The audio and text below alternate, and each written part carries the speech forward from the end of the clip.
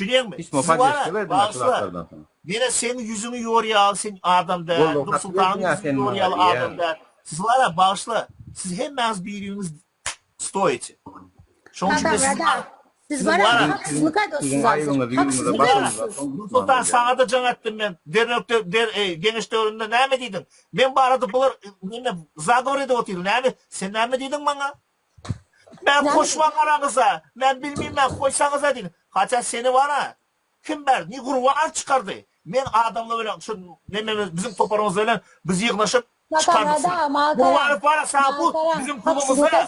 Kurvanık bizim kulumuza var. İstanbul'a var Sizler kayıtısı. adamları özlerinize gerek vakti Bana ulanacak gerek olsalar. miydi size?